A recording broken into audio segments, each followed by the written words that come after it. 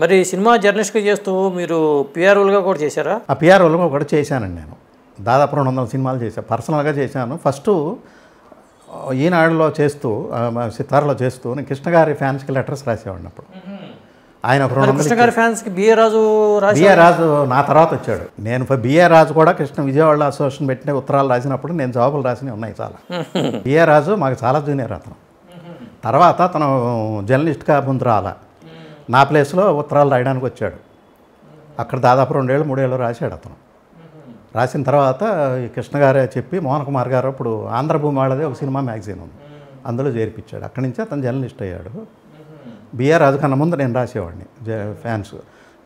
ఇది కాదండి, fans letters కాదు. ఫస్ట్ మోసగాడు 100 డేస్ ఫంక్షన్ చెన్నైలో వుడ్లాండ్స్ హోటల్లో జరిగింది. ఆ రోజు టోటల్ ఆయన ఫ్యాన్స్ నేనే ఆర్గనైజ్ చేసి వాళ్ళందరూ వచ్చి వాళ్ళందరినీ కోఆర్డినేట్ చేసి ఫంక్షన్కి అటెండ్ అయ్యేలా చేసి భోజనాలు పెట్టించి మళ్ళీ వాళ్ళు తిరిగి వెళ్ళే వరకు టోటల్ కోఆర్డినేషన్ నాదే. అప్పుడు అంటే మీరు సినిమా జర్నలిస్ట్ ఒక పక్క చేస్తూనే ఇవి చేసేవాళ్ళ? ఇది సినిమా జర్నలిస్ట్ కానీ ముందు 72 కదా అది. అదే ఓకే. మోసగాడు అప్పుడు నేను ఇంకా అఫీషియల్గా జర్నలిస్ట్ అవ్వాలా. ఓహో. ఫస్ట్ ప్లస్ ఇంకోటి ఏంటంటే తేనె మనుషులు 65లో ఫస్ట్ కృష్ణా ఫ్యాన్స్ అసోసియేషన్ పెట్టింది మేమే. అట్లాగా కృష్ణా బృందం అని పెట్టాం. అప్పుడు మాకును చక్రవర్తి అసోసియేషన్ ఉండేది అక్కినే నాగేశ్వరరావుది, వాళ్ళకి మాకు చాలా కాంపిటేటివ్గా ఉండేది. బృందం అని పెట్టి తేనె మనుషులు రిలీజ్ అయిన దగ్గర నుంచి తేనె మనుషులు 65లో రిలీజ్ అయింది. తర్వాత 65 ఎండ్లో పెట్టాం మేము. అది కూడా అన్నయ్య సలహాతోనే పెట్టాం. అందులో ఇప్పుడు ఇవాళ మన రిటైర్డ్ ఇతను ఉన్నాడు, ఆర్టీఓ అతను గాంధీ గారు. ఆ గాంధీ, నేను, మా శివప్రసాద్ అని అతను కూడా అడిషనల్ కమిషనర్గా రిటైర్ అయిపోయాడు. అతను కూడా రిటైర్ అయిపోయాడు. మేము ముగ్గురు ప్లస్ ఆంజనేయులు అని మన పిఆర్ఓ ఉండేవాడు. మేము 4 కలిసి పెట్టినాం అప్పుడు కృష్ణ. ప్లస్ ఇంకో అతను ఉన్నాడు మన ఉదయ్ బాను అని ఆంధ్రజ్యోతి విక్కిలో చివరిలో రాసేవాడు. ఉదయ్ బాను దాశరథి గారి మేనల్డు. ఓహో అట్లాగా. మేము 5 కలిసి అప్పుడు కృష్ణా బృందం అని పెట్టాం. తర్వాత ఇక వరుసగా మోసగాడు రిలీజ్ అవటం, హిట్ అవటం, అక్కడి నుంచి వరుసగా దేవుడు చేసి. ఇప్పుడు కృష్ణ గారి ఊరు మీ ఊరు దగ్గరేనా? పక్కనే తెనాలి సెంటర్. మాకు తెనాలి నుంచి ఒక సైడ్ వెళ్తే పరిపాలన వస్తే, ఒక సైడ్ వెళ్తే మా ఊరు వస్తుంది దుగ్గిరాల. ఓహో. మెయిన్ కృష్ణ గారి బేస్ అంతా మాకు అప్పుడు తెనాలి. ఇప్పుడు కృష్ణ గారి గురించి మీకు బాగా తెలుసు అయితే? ఆ మన్నయ్య ఆయన రూమ్మేట్స్ చెన్నైలో. అట్లాగా.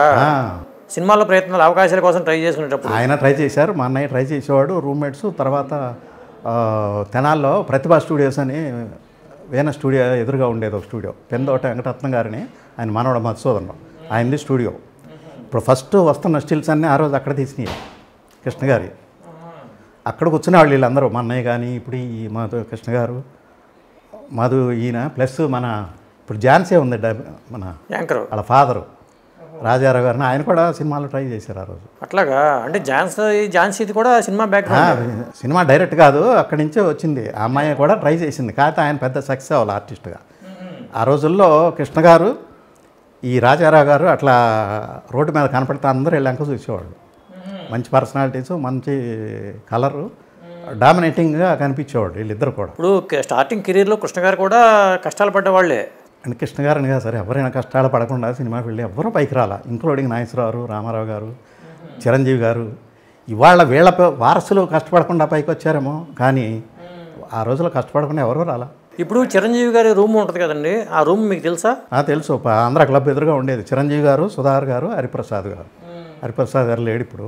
ఈ ముగ్గురు ఉండేవాళ్ళు ఆ రూమ్లో. దానికి ముందు వాళ్ళకి ముందు ఎవరు ఉండేవాళ్ళు? సినిమా వాళ్ళు ఎవరు ఉండేవాళ్ళ? సినిమా వాళ్ళు అంటే ఎన్టీఆర్ కూడా అక్కడే ఉండేవాళ్ళు అంటారు. ఎన్టీఆర్ గారు కోడంబాకంలో ఉండేవాడు.